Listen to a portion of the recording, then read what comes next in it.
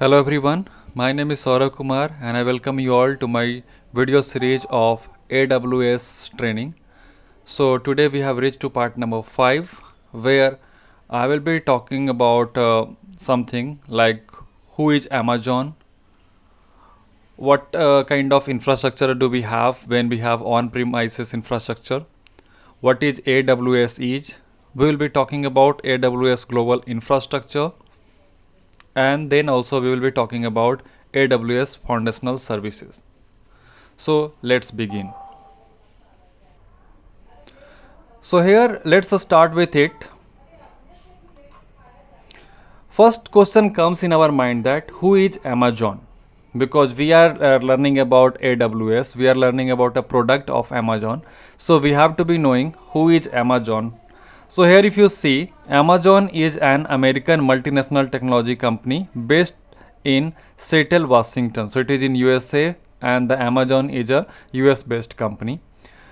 Second point is they focused on e-commerce. You will be able to do the online shopping and all those kind of tasks with the Amazon. They also provide cloud computing. They do provide digital streaming. They do provide artificial intelligence. So these are their main focus of the Amazon company.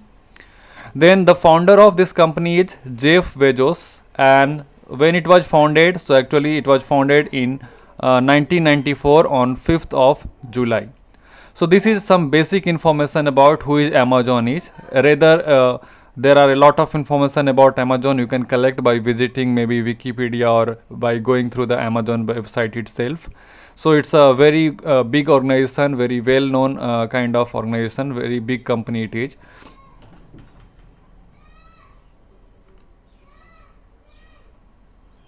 Next thing is history of Amazon.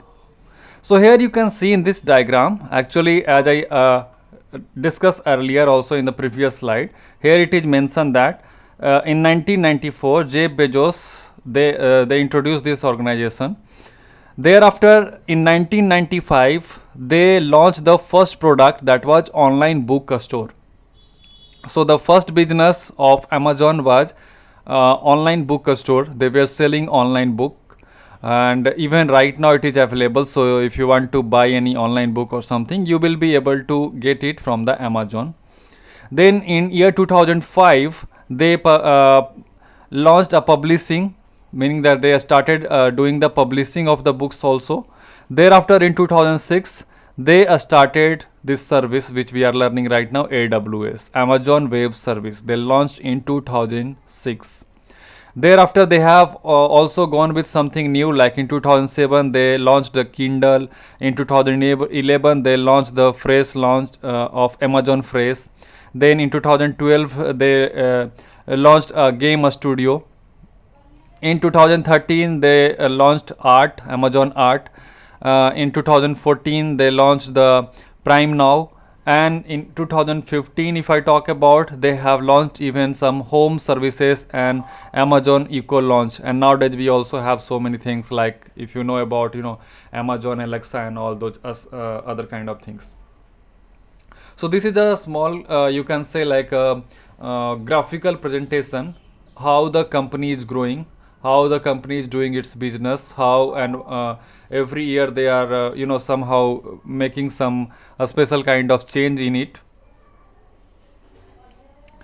Thereafter, now let us talk more about next thing, that is we are going to discuss, which is on premises infrastructure. So this is a graph, but this graph says a lot, and we have to understand everything here which appear in this diagram. In this diagram, I wanted to just explain that how exactly the on-premises infrastructure works.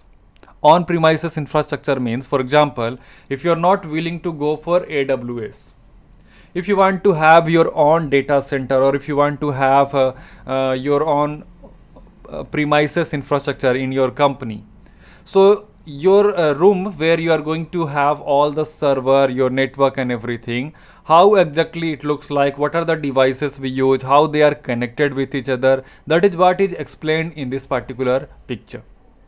So let's try to understand each and every part of this picture one by one. Here if you see, first of all, this is a company, so the company is having a connection coming from the internet. When this connection reach to the company is going to use very first device, that will be firewall here. We all know what is the use of firewall is, right? So firewall is going to make some rule which is going to protect from any kind of unauthorized access from outside to the inside, meaning that if anybody outside of my company, outside of the network, if they are trying to go into my company, so it is a incoming connection, and that incoming connection will be filtered with this firewall. There you can set a rule that what kind of protocol you want to allow, what kind of traffic you want to allow, which protocol you don't want to allow, which protocol or traffic you want to stop. Such kind of rule or policies, or you can say inbound rule, you can set on this firewall. Thereafter we have the next device which is used in the company, that is IPS or IDS. It can be a separate device also, or it can be as a function of the firewall. So nowadays if you buy a firewall, they comes with this inbuilt function of IPS or IDS. Both of them, if I talk about IDS or IPS, they have the task related to intrusion. When we talk about the cyber security, there is a term called intrusion, means something which is malicious, any kind of things which can harm your company. So any kind of intrusion, if it is trying to come to your company, it can be stopped or it can be checked by these two devices, that is IDS and IPS. So what exactly they do, that if any intrusion is passing through this, trying to go into your company, before it ends, there is already a service running of IDS and IPS. So they are actually going to do what? If you are using IDS, if you are having a function of IDS, meaning that it is going to detect that intrusion, and after detecting, it will send an alert to the IT person, whoever is working in your company, and that IT person will decide what to do with that intrusion. Either they want to drop it, delete it, or allow whatever action IT person want to take, that will be taken care by the IT guy. But what the IDS is just doing, that it is just detecting the intrusion and it is alerting to the IT person. But advance of it, we also have the another type, that is called as a IPS, intrusion prevention system.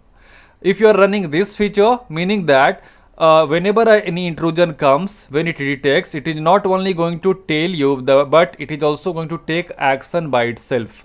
That's why it is called intrusion prevention system. It is going to prevent your network, it is going to prevent your company from any intrusion by taking action by itself. So this type of device are being used. After that, it goes or it continues to the other things. Maybe there you have also a DNS server, so that whatever service you are running, whatever web server you are running, let's say that your web server name is www.abc.com. So that abc.com or whatever the host name you have, maybe you have 2 hosts, 3 hosts, 5 hosts. So their host name has to be resolved with maybe you have created alias name, or if you have maybe IP address. So whatever type of request comes, translating IP to the name to the IP, then translating host name to the IP address, that task will be taken care by your DNS server of your company. Thereafter, this request, this query goes to this picture is representing nothing, it's like a load balancing. Most of you guys have already gone through the training of Windows Server. So you may be already aware about a term called as a load balancing. Or maybe you have gone through a term like we use round robin. So any kind of load balancing or this such kind of things is always being used by the company to do the load balance. For example, in your company you have 2 web servers. So both web server keeps the same information, same data. Only this load balancer is doing what? If any request comes here, it is just going to do one thing, that is it will make sure that the load of the request is going to be balanced. Maybe it will split that request, maybe it will use round robin mechanism, that first request goes here, second request goes here, or maybe it will also do like that in case if any web server gets down, then another server will be taking all the requests and passing to the next. Thereafter again we have a load balancing here. This load balancing we are using for the app server. So this is your website, you are just getting a web page, but in the web page maybe you are running some app, maybe you are running CRM, maybe you are running SMS or any kind of application there, web application. So these are the app servers who provide you the application, who provide the application to the customer who are accessing your application through the internet. So there can be again multiple app server, because one will not be sufficient if you talk about load balancing, if you talk about fault tolerance. So there will be multiple app server, and just because of that you have a load balancer here which will be doing a load balancing for this app servers. Thereafter this request, according to the request, whatever, for example you are using SMS, so in case if you in SMS you are trying to fetch some information, you are trying to get some information, so how this app server is going to collect the data, where from it will get the school related data, school management system data. So it is going to take those data from your DB database.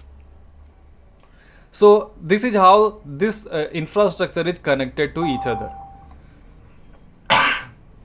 Here we have a master database, we do have slave database, meaning that this is a primary, this is the secondary one. But if primary goes off or something, secondary can become a master. So we have a database master, we have database secondary or slave, plus always whatever data you are going to have on your database, you are going to take them always on a backup on the tape drive or somewhere. Generally we take the backup on tape drives. So this tape drive will be used that in case if something goes wrong with any of this database, maybe any specific data has been lost or something, you will be able to recover them from these tapes. But again tape is a backup which is being stored, which is not in use. I'm again repeating, tape drive is a place where you are keeping your backup, but it is in a format of a store, not in use. Meaning that in case if this DB gets lost any data, you will be only able to recover from here. This data tape is not going to act like a server. Then thereafter, even to have the recovery for entire this site, we can also have a DR site. So DR term I have already explained in the previous session. DR term means disaster recovery site. For example, this your entire office is in one city or maybe one country, and that country gets or that city gets affected by any kind of disaster. Maybe there was an earthquake, maybe there was a fire in the data center, or any kind of disaster can be. Maybe there is a too much flood came, and out of sudden maybe tsunami came, and there was too much flood and all your data center servers is having now issue. They are not able to maybe switch on, or they have lost their data, or anything can happen. So in such scenario, how you are going to get your data back, because data is very very crucial information. If you are, for example, you're running a company, every and each data which you are having there, it is being categorized. They will have also the star, like 1-star data, 2-star data, 5-star data.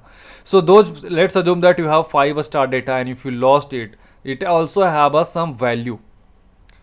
So to not have that such kind of loss, what we can have, or what company generally have, they always use a DR site. They keep a disaster recovery site at different location. So in case anything goes wrong at this entire site, they are still having another site which can serve to the client. So maybe if this site gets fail, we have DR site that is also having an internet connection, so it will be providing the service to my customer.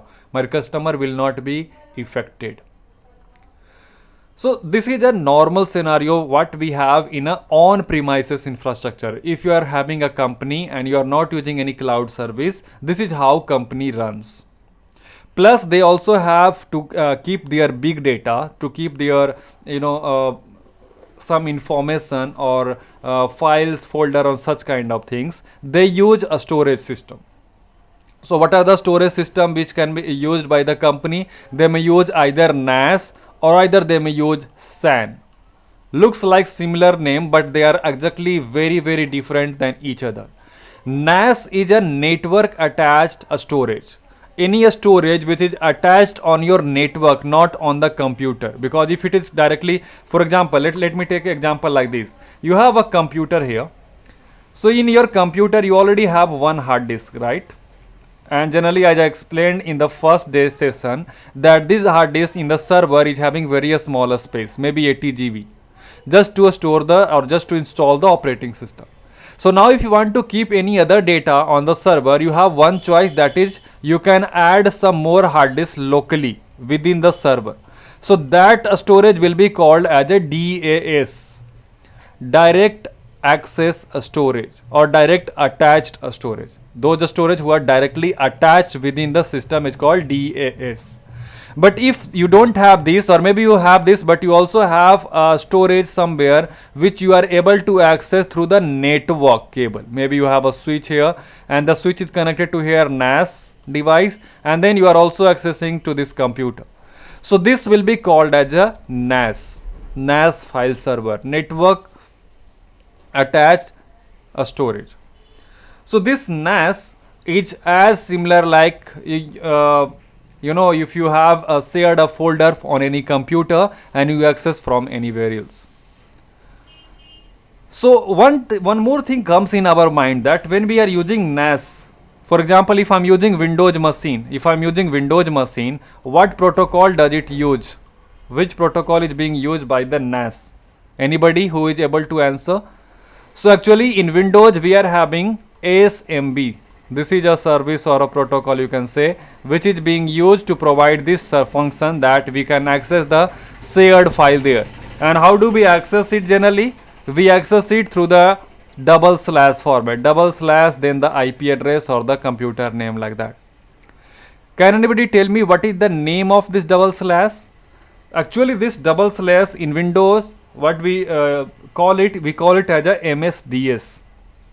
In full it is called as a Microsoft Directory Service, Microsoft MS Directory Service, and it uses port number 445.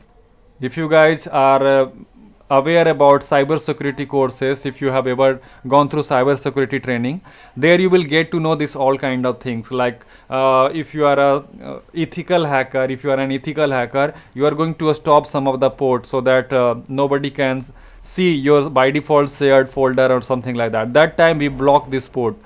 So anyway, right now what I'm trying to just explain you that Windows uses SMB and it uses // format to access the NAS storage, and it uses port number 445. That's how the NAS works. So generally in NAS we are able to access the file system disk. But when we talk about SAN is different. SAN having the full name, that is all known as the storage area network. Here you see they have make its own area of network, and this is area network of what? It is of a storage. You have multiple storage, they are connected in a network. So this SAN is a type of, you can say like it's a block storage. It store data in a block format. For example, if you are planning to attach a hard disk here on this app server of 80 GB. So you will be creating a hard disk there of 80 GB, and that hard disk you are going to attach with your one of the app server. So you are using this storage as a block. That's why it is called as a block storage here. So I hope this all are clear to you, that what is how the on premises infrastructure look like, how do they work. So we have the firewall there, we have IPS IDS, we have DNS server, we can have some web server with the load balancing, then we will have some app server with the load balancing, then we have database to store the database, we have database slab also there as a provide the backup, then also we keep it in the backup drives. Then also to have the backup of entire site, we can have a disaster recovery site. Our important files or data are being stored either on NAS, either on SAN, or maybe on both.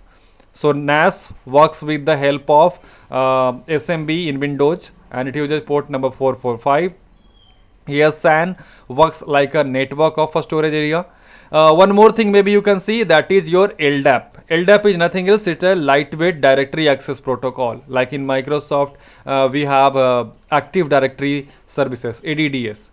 So similar to ADDS, but it is lightweight directory access protocol. It is small in size, and it almost functions same like Active Directory. So this one provide a function like, for example, who is the user logging in, the user accounts will be created here, who is having what permission, and all such kind of things will be taken care by the LDAP server. So this is all about the on-premises infrastructure. Means if we are not using any kind of cloud service, how our company is going to have the servers, our storage, the database, and all such kind of things. So now let's move to the next slide. Next slide, I am going to talk about what are the disadvantage of traditional on-premises infrastructure. Like this is the on-premises infrastructure, right? So in this scenario, in this situation, what are the demerit or disadvantage we have so that we should go for cloud? So the basic disadvantages are, the first disadvantage is customize office space. Because if you are going to have this infrastructure at your office, you must be having office space to hold or to keep these all server and all devices, and you must be having that space with the proper cooling system and energy solution. So that is again a cost for a company. You need to have some space. Maybe your office is running on rent, so you also have to occupy 2-3 rooms there for this devices. Then you will be paying a lot of money to buy cooling system, and then you are going to pay a lot of amount for energy solutions. Like maybe if your main power supply goes off, you must be having a power generator, you must be having uninterrupted power supply, UPS, then so on. Then the extra billing of the utilization of the energy will be obviously there, because you are going to consume the electricity, so the bill will be more. You need to pay more money for that. Thereafter, that another disadvantage is high cost on a skilled power. For example, you have set up this infrastructure, but to manage this infrastructure, you need to hire so many people. You need to hire somebody who can see your IDS, firewall, network device, switches, router, and all. You need to have some person who will be taking care of your web server, your app server. You need some database administrator who will be taking care of your database. And you need some person, IT person, who will be taking everyday backup, who will be maintaining your disaster recovery site. So there are so many number of person required, and those all are a skilled person. So skilled person means you have to pay a lot of salary to them to run your business on premises infrastructure mode. So these all are the cost here. So the third point is hardware bottleneck. What is the meaning of hardware bottleneck? For example, you are setting up your company server, and that time maybe you have decided, you have think that maybe you are needed one server. Let's assume that one server with 500 GB space. But within 1 year or maybe within 6 months, because of any reason, maybe your business has grown out of sudden, you are in a condition of bottleneck. You have no choice now to extend immediately to it. Maybe you have bought a computer where only maybe 4 slots are there or 2 slots are there, and both of the slot you have already occupied with the RAM. So now if more RAM needed, what you have to do? You have no any space there. You are not able, otherwise if you want to go for next, you just have to buy another computer, which is again very much cost for a company. So somehow you are having a hardware bottleneck. You have a hardware limitation, that this is what you have bought. You can only be able to use up to this much. If you want to extend, you have to buy the new hardware. The fourth point is frequent update for operating system or app. Because we all know operating system needed the updates. If you are using any application in your company, they needs the update. So who will be responsible for this all? Who is going to pay the money to get this update from the internet? Who will be paying the internet bill? It's all you. So it is already also a cost plus extra work for your company, for your employees. So these are some of the disadvantage of traditional on-premises. Another can be also software license issue. Every time when you need to have any software running there, you have to get the license, and this license also get expire after some time. So you have to renew those license and all. These all are the disadvantage, the problems are. That's why rather than having on-premises infrastructure nowadays, every company is moving to the cloud. because they don't have to take care about the office space when they get the cloud service. They don't have to look for the cooling and energy solution because there is no any server running at their on premise. They don't have to have very many skilled manpower. They can just hire very few people, those who are expert in cloud computing, like those maybe like you people, those who are going to learn cloud computing, and you will be hired there, who will be just managing, who will be achieving all the goals whatever is needed by the company. Then what operating system is running there, what apps is running there, that will be taken care by the cloud service provider. If you use, for example, software as a service or maybe platform as a service, then you don't have to also take care about software licensing because it is being handled by the service provider. So these are the demerit, or you can say disadvantage, of a traditional on-premises infrastructure. That's why nowadays cloud is on demand. Everybody is switching towards the cloud computing. Next point is, what is now AWS? Because we have seen traditional infrastructure. So what is the solution now we have? We have a solution given by AWS. So what is AWS is? It is a set of cloud computing service, and it is flexible, it is highly available and scalable. It gives you already, if in short, if I tell you, we have talked about NIST characteristics, right? NIST has given 5 characteristics for any of the cloud. So it has all those 5 characteristics. That's why it provide you flexibility. It is flexible. It is highly available. They guarantee that almost 99.95 to 99.999 percent it will be always up. So that's the good high availability. It is scalable. You can scale up, you can scale down according to your need, according to your requirement. You don't have to worry that today you have about 7 GB RAM. Tomorrow if you need maybe 8 GB RAM, you don't have to buy the new hardware. You just order, they give you, they serve you, and you just have to pay more, maybe the rent, or you can say like the bill will be more because you are now consuming 1 GB extra. But for you, you don't have to be worried about that, how the scale up and scale down will be there. They will be responsible to do so. Third point about AWS is, it provides complete elastic. Elastic means you have the function of going a scale up and a scale down, as same like a scalable. I already discussed about it. So AWS is providing you elastic support of a scale up and a scale down whenever you need. And the best part is, it is giving you also self service. So if it is a self service, your IT person can anytime check it, and they can go for a scale up and a scale down. Next point is also, it provides the full support for on demand services. Whatever services you need, they will be providing you. They work on the condition of on demand services. So nothing else. I am just trying to focus again only those things. If you even remember the NIST 5 cloud characteristics, AWS is having all of them. That's why it gives you flexibility, it gives you on demand service, it gives you a scalable, it gives you the high availability and everything.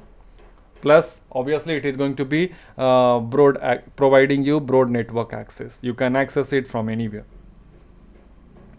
So now the question comes that why we should use AWS. I hope you already have the idea that why we should use AWS. Why not to use infrastructure on premises infrastructure? Because some disadvantage I already told you of on premises infrastructure.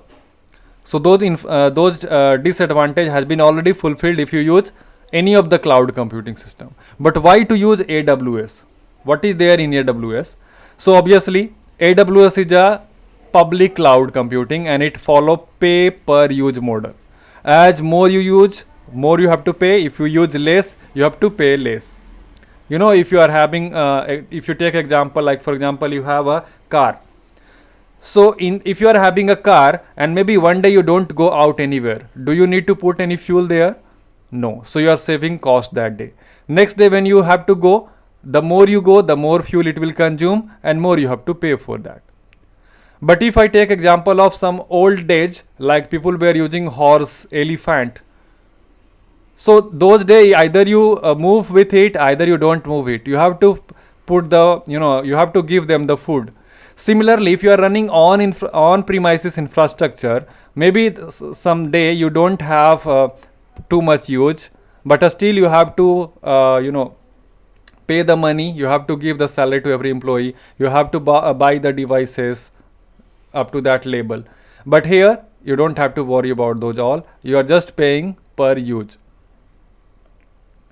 Next point is it gives you instant scalability, redundant, or it is reliable. So here you will be instantly able to scale up or scale down. It gives you redundancy. There is a backup condition always. You can rely on it. Your data is always secure. So that is also the next point, secure. Your data is secure there compared to your on premises. I'm not talking about the security of hacking here, but I'm talking about security in the condition of getting lost.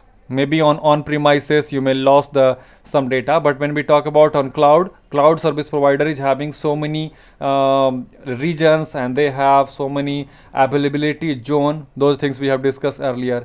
So if any one specific region or any specific availability zone is having issue, the data is also available at different availability zones, so they can give you they can respond you still, your service will not go down. Another point is it provides SLA. SLA is known as service level agreement. So whenever you get a cloud service, your service provider is going to give you always a agreement with you, telling that they will be offering this much uptime. This is what I was talking about. So technically this term is called as triple nine, and this one is called as a 5 9. So here you see 1 2 3 nines are there, that's why it is called triple nine, and here you see 5 9. So company can just tell you technically that I will be giving you uptime of 3 9 to 5 9, meaning that 99.999% they are telling that your service will be always up. So these are some of the reason why we should use AWS. And another thing about the AWS, if I talk about, world's #1 public cloud provider since 2006 itself is Amazon AWS. So that was all about why we should use AWS. Now let me move to the one comparison chart here, where I'm going to compare what we were having before AWS, or maybe what we have without using AWS, and what we have when we use AWS. So when we are not having AWS, when we don't have AWS, that time what can happen? For example, if you are an IT person and your boss asks you that I am planning to buy a server for my this particular service, can you suggest me what should I buy? So what you will tell? You will not tell direct answer. Maybe first what you have to do, you have to guess theoretically that okay, if he is looking for a server to run this specific service, you will start thinking that okay, to run this service, how much RAM will require, how much processor will require, and then you will suggest him that okay, maybe sir, let's buy a server where we have maybe 8 GB of RAM, and maybe we have 500 GB of storage. But again you are confused. Why you are confused? Because there are two things. First is there enough resource capacity? You are telling him, what if tomorrow 8 GB will not be sufficient? Company will ask you, really? You have asked me to buy 8 GB, I bought already. So why you are asking again, looking for next RAM? Why you want to increase now? Why you have not informed me earlier? Now you will think, why not to buy 32 GB, so that I will not be blamed. But what if you buy 32 GB RAM and then company asks you that this 32 GB, do you think it will be really occupied, really it will be used? Are you just wasting the money for the company? Because maybe the use will be of only 8 GB or 10 GB, and if you buy 32 GB RAM, your company can blame that you are just wasting the money. So you have to think a lot when you are using without AWS, when you are buying a maybe server for your on premises. Then also, if you talk about a storage like 500 GB you have decided, so do you think that will be sufficient a storage? If you go for maybe 2 terabyte and then your company for whole year they have used only 250 GB, they will again blame you that you have about 2 TB which was this much costly and we are not having use of that, you have just wasted the money. So there are a lot of things there. If you buy less, again there will be a problem. If you buy more, there will be a problem. But if you are using AWS, what is the good thing here is, what we get when we use AWS, we get a proper server. Maybe today you have use of 8 GB, so just rent a 8 GB server. Tomorrow if you need 10 GB, you don't have to buy anything, no. You just, if you request for 10 GB, they increase the RAM immediately. You don't have to worry about that. Only the charges will go increased. They will give you the database same. Maybe your database is a small, you will get big database tomorrow. They give you the proper storage. They already give you high level applications. So this is the plus point when we use AWS compared to if we don't use AWS. So this is what I have been trying to explain, the difference when you use AWS and when you don't use AWS. So there is a point comes in our mind that, is there no any disadvantage of AWS? So of course there is nothing in the world which is not having disadvantage. Everything is having advantage and disadvantage both. Only the thing is, maybe some particular service is having less disadvantage, more advantage. Someone is having more disadvantage, less advantage. So if I talk about AWS, is also having few disadvantage, but which is negotiable, or we can right now compromise with it. For example, if you talk about AWS is having not its own type of operating system. It's not having any on type of running operating system for any of the server or any of the system. So for example, even if you use AWS, if you use AWS cloud, your server which is there on AWS, what operating system it is going to use? It will be using Linux, it will be using Windows. But that is not actually a disadvantage also, but yes, in case if you want to know, this is also a place where AWS is right now working on. They want to have their own even operating system so that everything can be in their hand and they can properly manage it, they can make it more secure. But right now, as of now, they don't have their own operating system. So you can consider it as a disadvantage for the AWS. Now I'm moving to the next slide where we are going to talk about AWS solutions. So if you talk about AWS solution, meaning that what are the different type of solutions are being offered by AWS. So AWS enable businesses and developers to use web services to build a scalable, sophisticated applications, and there are very many number of AWS solutions are available as of now. If I just list them, I will be able to only list very few, but if you go through the online site, you will be getting so many other services too. So let me list few of them. Those are very popular, like you can get AWS storage. You can get solution of development and management tool. You can get solutions related to content delivery. You can get solution of analytics, messaging, compute, database, app services, networking related solutions, mobile, on-demand workforce, VPC. So these are some of the examples I am just trying to give you for the AWS solution, what AWS offers you. Now moving towards the next thing, AWS pace of innovation.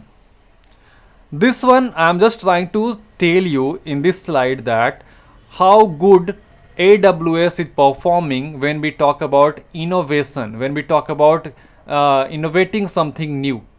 So as I have this data from end of 2019 only, because they have not introduced, they have not launched any new information about it. They have not disclosed any new information about 2020. So up to 2019, you can see they are having almost 5089 pace of innovation. This many new things they have introduced. Some of the names are mentioned here, like AWS Batch, AWS Snowmobile, AWS X-Ray, AWS Glue, AWS Novel Edge, AWS Recognition, AWS Discovery Services. So really this is the best part I like about AWS, that they really give a full freedom to do any new innovation by their employees, and they appreciate it. Because of that, they are having a very big number in pace of innovation, what new things, what innovation they do. Next point about is that when we compare a traditional infrastructure with AWS. So I have already shown you one diagram where I have explained everything how the traditional infrastructure look like. But in this particular slide, I am trying to explain you that everything which we use in a traditional infrastructure has been now replaced in the AWS. Like here if I show you related to a storage and database, in traditional infrastructure we have been using DAS, right? Direct access storage. But in cloud of Amazon, AWS, we don't have such thing. Always all the things in the cloud, they are not going to use any direct attached storage. So they will be using like Amazon S3 on behalf of DAS. Here we were using NAS, right? We were having NAS, network attached storage. We were using in a traditional infrastructure. But when we talk about the AWS is not using NAS. They use similar kind of things, which is going to be called here. So if I maybe compare when I say let's say that which service is being replaced by who. So in this scenario, when I talk about the replacement part, when I talk about who has replaced with which name, we are having like Amazon EFS. When we talk about SAN, there is also we are having Amazon EBS. So these are some of the terms are there, like when we talk about EBS, when we talk about EFS, when we talk about RDS. So these are some of the terms. So what actually it is, where like in traditional we are having SAN. So SAN is replaced now and it is replaced by EBS. So if you are using Amazon Cloud Service, you are having there Amazon EBS, which does the same task. It also stores the data into the block format. Then here we were having NAS. So NAS is replaced here with the EFS. What is EFS is? So EFS is Elastic File System. Then here we were using any database, maybe Microsoft SQL or Oracle or anything. So that is comes under the category of RDBMS. So RDBMS is completely replaced here in Amazon, and they have called it, they have given the name Amazon RDS. So here RDS means Relational Database Services. If I talk about the server part, like you are making a virtual machine. So which kind of server we use in on-premises? In on-premises we use rack server, we use blade server, we use tower server, and there we create virtual machine, right? But in cloud computing, we are having a name called AMI. AMI in full, if I talk about, it is called as a Amazon Machine Image. If you have guys ever gone through the Microsoft virtualization training or VMware training, you may have heard about a term called as a VM template. So what is VM template is? VM template is something like you are creating a file which contains the setting of a virtual machine, but it is not a virtual machine. Similarly of that, here we have AMI. It is a Amazon Machine Image. It is just an image which contains the information or settings, and from that image you will be able to make a machine, and that machine is called as a Amazon EC2 instance. EC2 means E for elastic, C for compute, another C for cloud. So ECC, that's the name, but it is called as a EC2. So the full name is Elastic Compute Cloud. If I compare in networking, so in our traditional infrastructure, we use router, we use network pipeline, we use switches. But what do we use here in AWS? We use ELB. ELB is Elastic Load Balancing. We use VPC here. So VPC is what? It is actually, VPC is having full name Virtual Private Cloud. So the network, when we talk about in AWS, we call them as a VPC. Guys, please, if I talk about these all terms, these are just I am trying to compare in this slide. Obviously, we are going to cover this all in our training. We will see practically also how to maybe make EC2, how to configure EBS, how to create EBS, how to create AMI, all those kind of things. So right now I'm just trying to compare that what we use in our traditional infrastructure and how it has been replaced with which name it has been replaced in Amazon Web Services. So in our, when we talk about security in our traditional infrastructure, we use firewall as a hardware device, we use ACL. So here we use firewall. In the Amazon, what they use security group. It's like a software firewall. Here we use access control list on the router or somewhere. Here we use network access control list.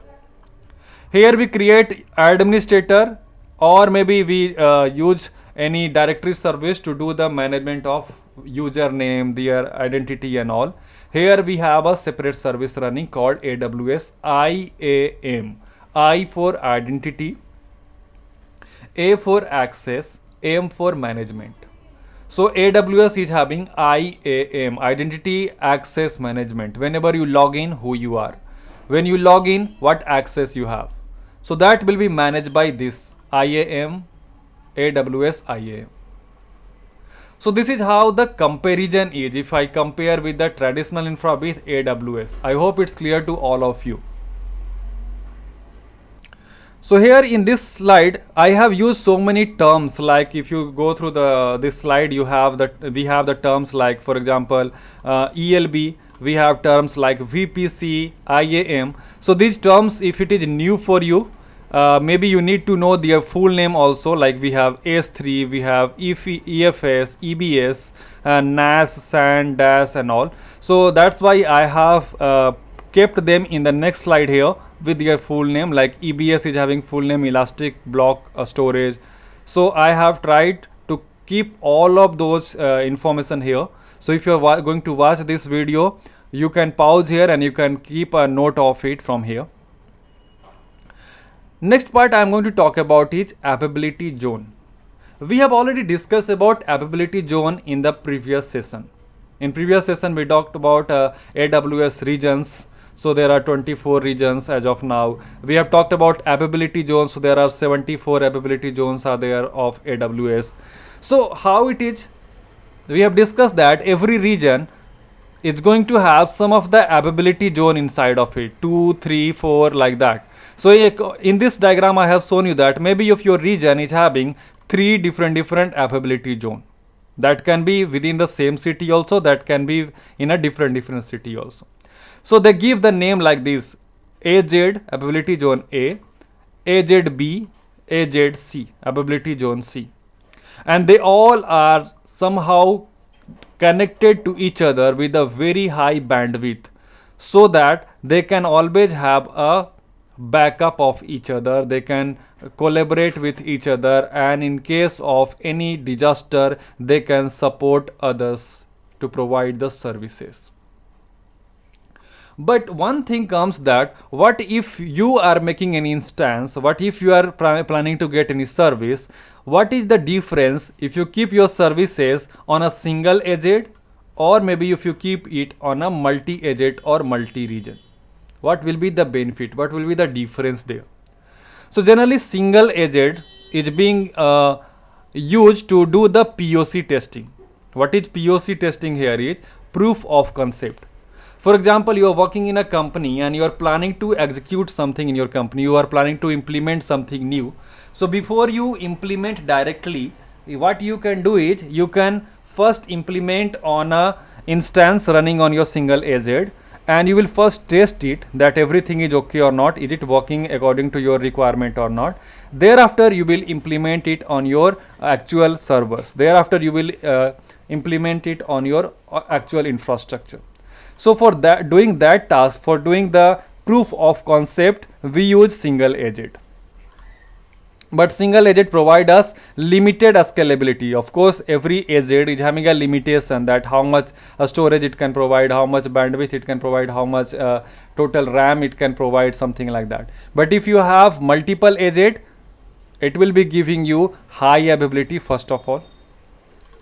Because if your one agent gets fail or something, if your one availability zone is having any disaster, you still have the access of service because you are running a multiple agent. So different availability zone is still having your service running.